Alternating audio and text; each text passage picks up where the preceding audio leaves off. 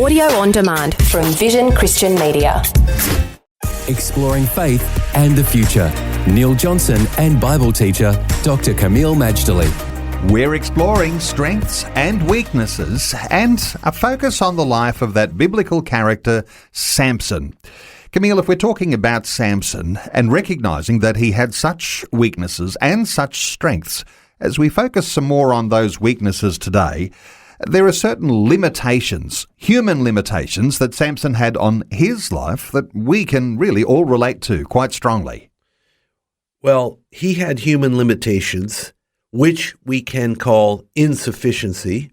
Now, they may not be apparent at first, but they did have to have with the issue of relationship, which I've spoken about before, and his propensity to lust after women. Now, we are given a spouse so that we can build up a life together, a family together and all that, and that's very empowering. But human sexuality misused, which of course is at epidemic proportions today, is actually very, very limiting, very, very debilitating, and can ultimately destroy. Think of it, human sexuality, like electricity. Rightly harnessed, great power, great good can be done. Mishandled, you get zapped.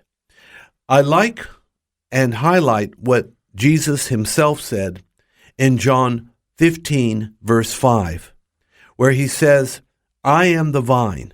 He that abides in me will bear much fruit, for without me you can do nothing. That's what I want to point out. Without Jesus, we can do nothing. Now, that doesn't mean literally nothing. People do all kinds of things, some of it good, much of it not good. But what he's talking about is you can do nothing of lasting, eternal value apart from me. Because what we're going to learn is when people try to go it alone with an independent attitude and spirit, far from being empowered, they are become weak because they're actually not working with the source of all power, all strength, all life, which is God. But when we partner with God, and he's the senior partner, and we're the junior partner, we can accomplish so many good things and bear fruit for his glory.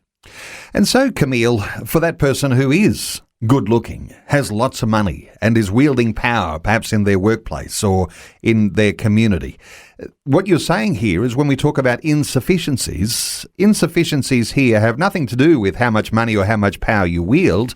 This is an insufficiency that comes on the inside.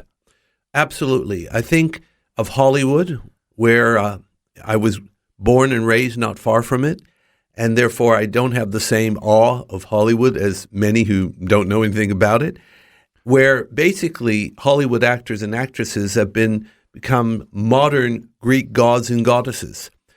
Those that know anything about Greek mythology, the gods and goddesses were like people. Basically, they were as people, except more so. They had greater strengths and they had oversized weaknesses too. And that's Hollywood. The image is very attractive, but the reality of the personal lives is tragic in many, many cases. And that's, a very sad thing, of course.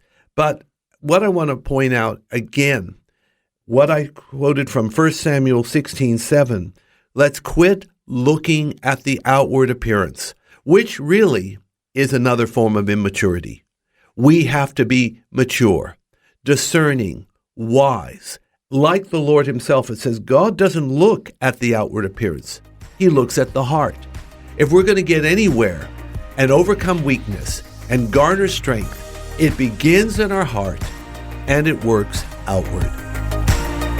Faith and the Future with Neil Johnson and Dr. Camille Majdali from Teach All Nations. For more from Dr. Majdali, including books and DVDs on prophecy, Bible commentaries, plus today's and other episodes of Faith and the Future, go to vision.org.au. Thanks for taking time to listen to this audio on demand from Vision Christian Media. To find out more about us, go to vision.org.au.